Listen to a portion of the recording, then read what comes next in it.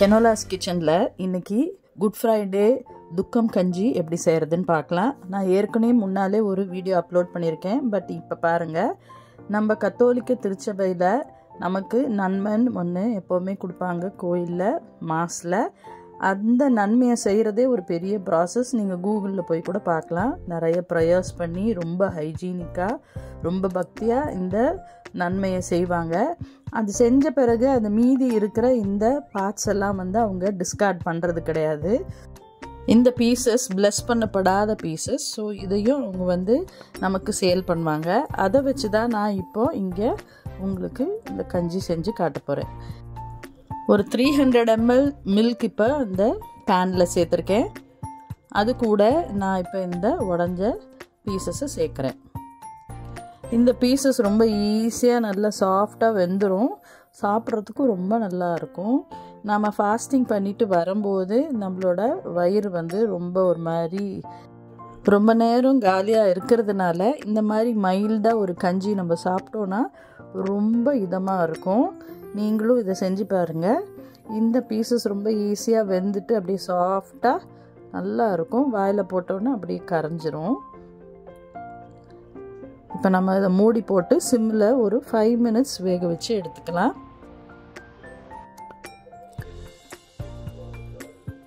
இப்போ இது நல்லா வெந்திருக்கு. ஆக்சுவலாக இந்த நன்மையெல்லாம் அவங்க செஞ்ச பிறகு அதெல்லாம் பிளஸ்டு கிடையாது.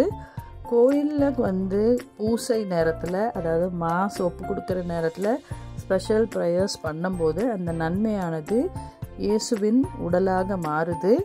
அதே மாதிரி அவங்க வச்சிருக்கிற வைன் இயேசுவின் திரு ரத்தமாக மாறுது. ஸோ இது ரொம்ப பியூட்டிஃபுல்லான திருப்பதி. ஸோ இந்த பீசஸ் நம்மக்கிட்ட கிடைக்கிறது இது பிளஸ்ட் இல்லை. ஸோ நாம் இதை கஞ்சியாக செஞ்சு சாப்பிடலாம். இப்போ இது நல்லா வெந்து வந்திருக்கு. சட்டுன்னு ஒரு 5-10 minutesல இந்த கஞ்சியை ரெடி பண்ணிடலாம். எல்லாருமே பெரியவங்க முதல்ல சின்ன கை குழந்தைங்க வரைக்கும் கூட இதை சாப்பிடலாம். குட் ஃப்ரைடே அன்னைக்கு நம்ம ரொம்ப நேரம் கோயிலில் இருப்போம். மார்னிங்கும் போய் ஆராதனையில் இருப்போம். ஸோ சட்டுன்னு ஒரு கஞ்சி நம்ம ரெடி பண்ணணும் அப்படின்னா இதை நம்ம செய்யலாம். இப்போ வெந்துருச்சான்னு பார்க்கலாம். நல்லா சாஃப்டாக வெந்துருச்சு.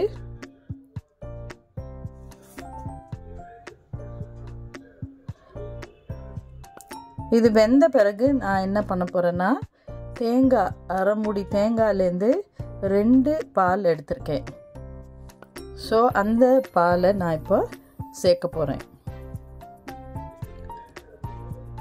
தேங்காய் பால் நம்ம சேர்த்தோன்னா இந்த கஞ்சி சாப்பிடும்போது வயிறுக்கு ரொம்ப இதமாக இருக்கும். ரொம்ப நேரம் காலியாக இருந்த வயிறுக்கு தேங்காய் பால் ரொம்ப இதமாக ரொம்ப ஹெல்ப்ஃபுல்லாக இருக்கும். அதுக்காக தான் அதை சேர்க்குறேன். இப்போ தேங்காய் பால் சேர்த்த பிறகு ரொம்ப நேரம் கொதிக்க விடக்கூடாது, அது திரிஞ்சு போயிடும். ஸோ லோ ஃப்ளேமில் ஓரளவுக்கு கொதிக்க விடுங்க.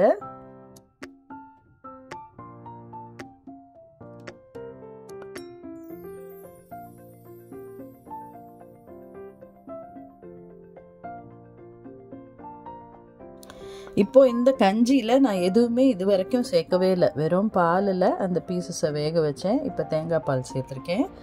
ஸோ நம்ம ஒரு சிட்டிகை உப்பு சேர்த்துக்கலாம்.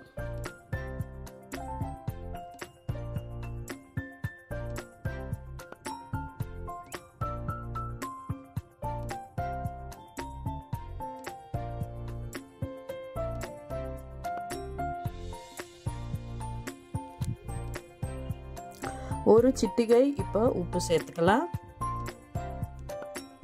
அதே அளவுக்கு ஒரு சிட்டிகை மிளகு பொடி. இப்போ இதை நல்லா நம்ம மிக்ஸ் பண்ணி விட்டுறலாம். இந்த இன்க்ரீடியன்ஸே போதுமானது. ரொம்ப மைல்டாக நல்லா இருக்கும் சாப்பிட. இல்லை உங்களுக்கு இன்னும் கொஞ்சம் ஃப்ளேவர் வேணும் அப்படின்னு நினச்சிங்கன்னா 1 tablespoon சர்க்கரை சேர்த்துக்கலாம்.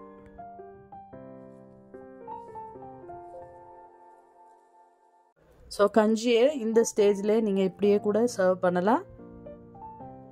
இல்லைன்னா 1 tablespoon சர்க்கரை சேர்த்து அதையும் கரையிற வரைக்கும் நல்லா மிக்ஸ் பண்ணிவிட்டு அப்புறம் சர்வ் பண்ணலாம்.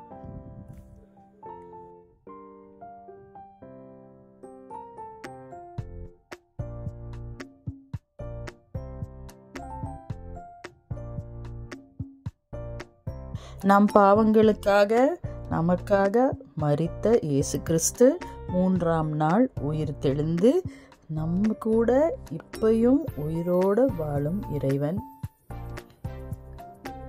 இயேசு கிறிஸ்துவோட பிளெஸ்ஸிங்ஸ் உங்கள் ஃபேமிலி எல்லாருக்கும் வந்து சேரணும்னு நான் ப்ரே பண்ணிக்கிறேன். இந்த குட் ஃப்ரைடே கஞ்சியை நீங்களும் ட்ரை பண்ணி பாருங்கள். லைக் பண்ணுங்கள், ஷேர் பண்ணுங்கள், சப்ஸ்கிரைப் பண்ணுங்கள்.